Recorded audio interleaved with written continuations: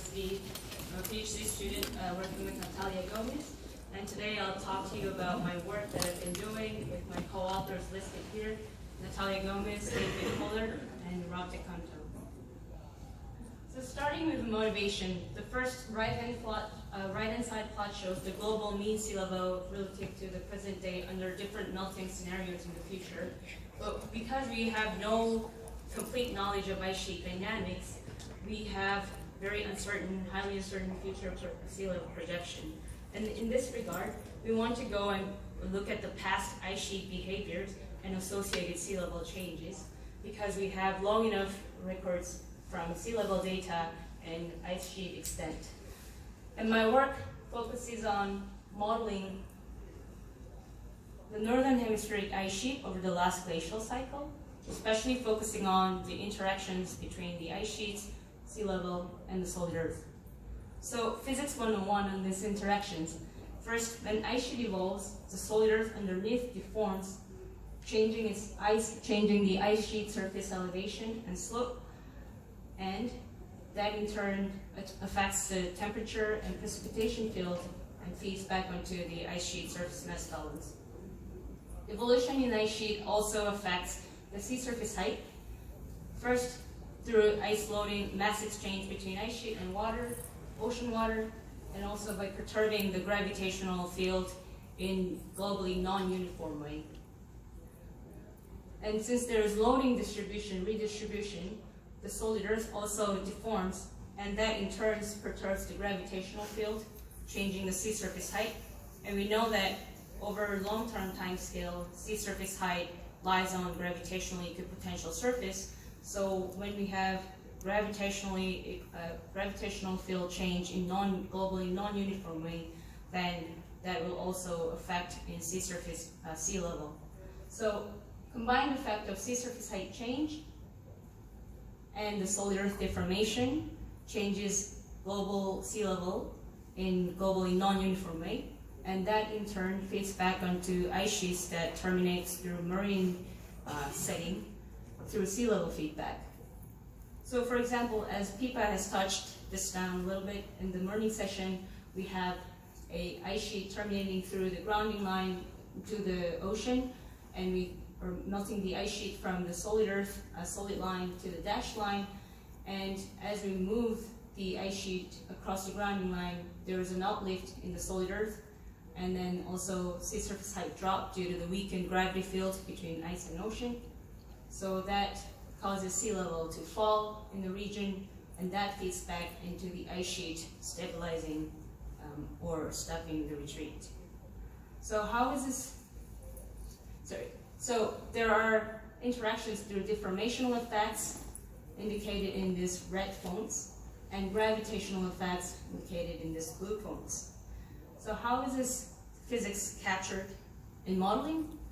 We have two models.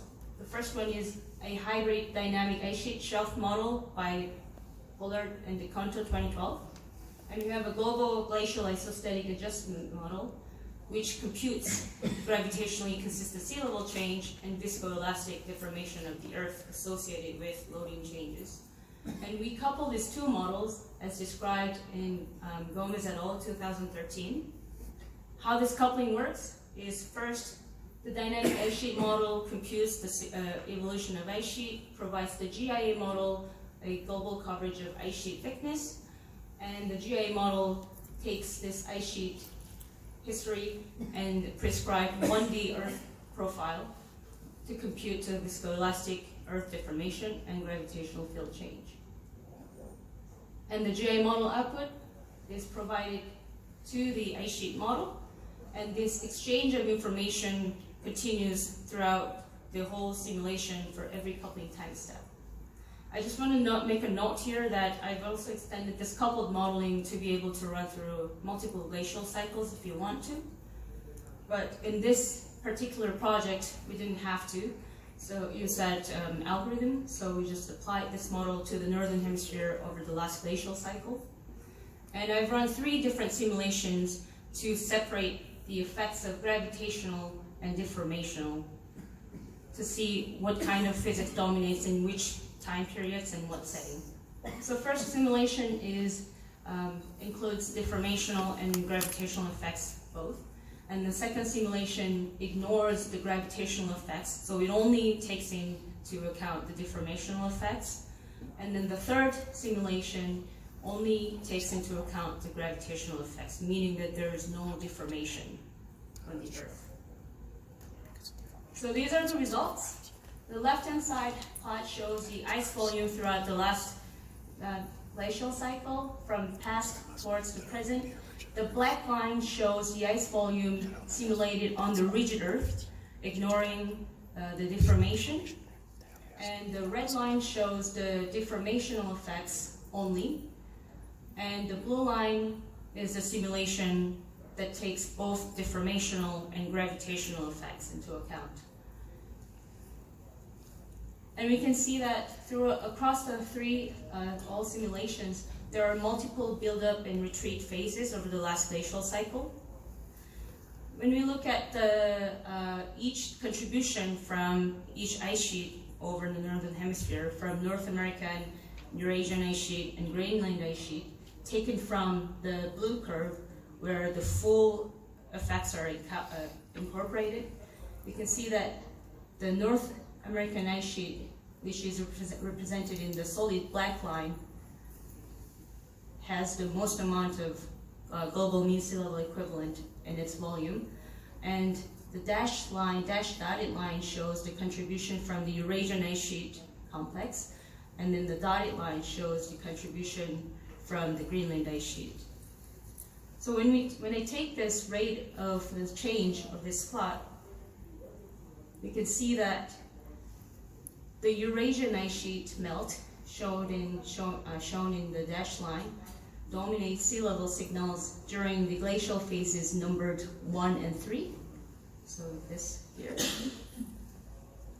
And the North American ice sheet melt dominates sea level signals during the glacial phases numbered 2 and 4, indicating that each of North American ice sheet and Eurasian ice sheet behaved differently and dynamically throughout the last glacial cycle. So going back to this first plot and then looking at these huge differences between ice volume between the rigid Earth simulations on the deformable Earth and the rigid Earth, I zoomed in to look at spatial variability of the ice sheet changes, focusing on the deglacial phase between 90 to 80 Ka. So the first two columns shows the ice thickness, snapshots of ice thickness at 90 kiloyears ago and 80 kiloyears ago, respectively, over Hudson Bay, over North America and Eurasia. And then the third column shows the ice surface and bedrock elevation along this cross-section across Hudson Bay. So you can see this A, B, C are located here, A, B, C, and going from 90,000 years ago to 80,000 years ago every 2,000 years. And on the rigid Earth, we can see that there is not much melting going on during this phase, whereas on the deformable Earth, we have a lot more deglaciation going on during this phase, especially over North America. When we look at the thickness of ice sheet at the 90,000 years ago on the deformable Earth, the thickness goes up to almost 4,000 meters at the location of point A. Comparing that to the rigid Earth ice thickness is much smaller compared to on the deformable Earth, and that is because when the ice is loading and building on the solid Earth, the bedrock subsides, so ice surface goes down, which causes more temperature due to more precipitation due to warmer temperature. And during the deglacial phase, because the bedrock has subsided, the ice surface is again lower, putting the ice surface in the warmer temperature, therefore there's more surface melting. And we can see that there is much more dynamic retreat going on in between 84,000 years ago to 80 on the deformable Earth across Hudson Bay. And we can see this green line to this very light green line. Okay, thank you. So I want to see, because Hudson Bay is exposed to water, and now I want to see how gravitational effects are playing its role in this dynamic retreat. So zooming into this short time period, the grounding line shown in red and blue lines show that, the blue line shows the deformation and gravitational effects are included, and then the red line shows the grounding lines, represent the grounding lines from simulation in which ignores the gravitational effects, meaning that when we change the ice loading, then associated sea level change is globally uniform. So it starts pretty similarly at 82.5 kiloyears ago, and then as the time goes, still the retreat pattern is similar, but by 8.4 kiloyears ago, there is further retreat, continual retreat in the red grounding line where gravitational effects are ignored, but in the blue line, stabilization and re-advance of ice sheet happens over Hudson Bay.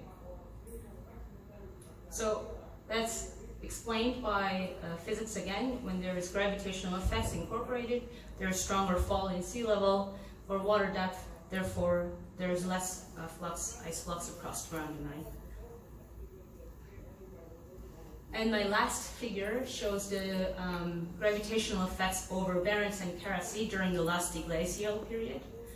This plot shows the differences in ice thickness over Barents Kara Sea. So this is ice thickness simulated from fully coupled simulation minus ice thickness simulated from a simulation where gravitational effects are ignored.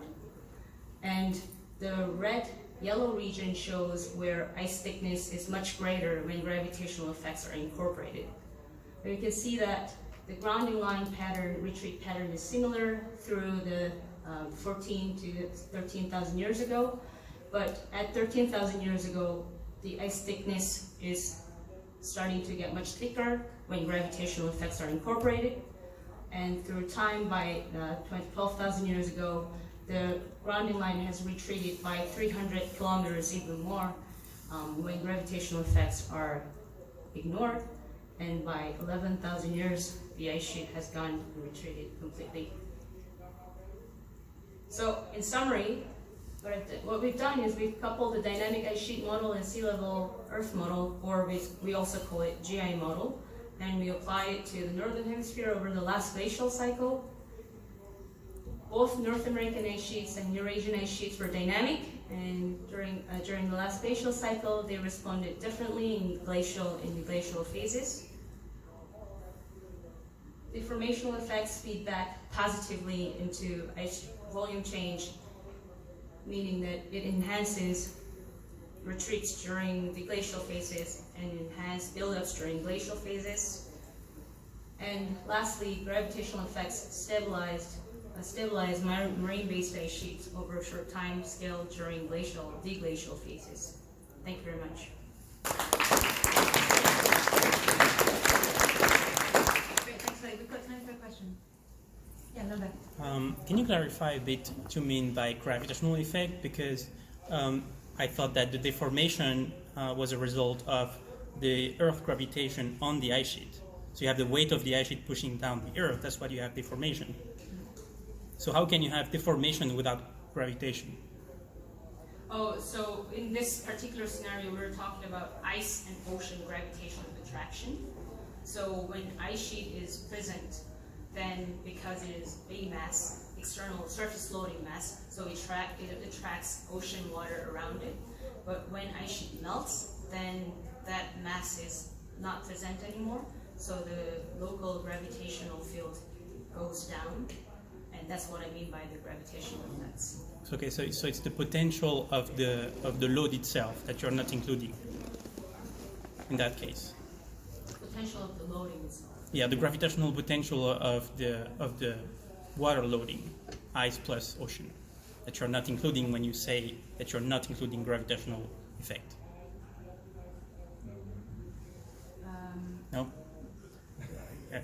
Maybe we can talk after the session.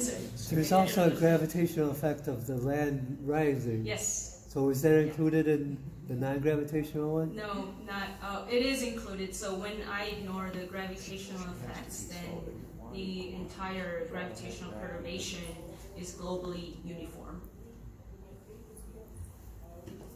Thank you. Getting into detail.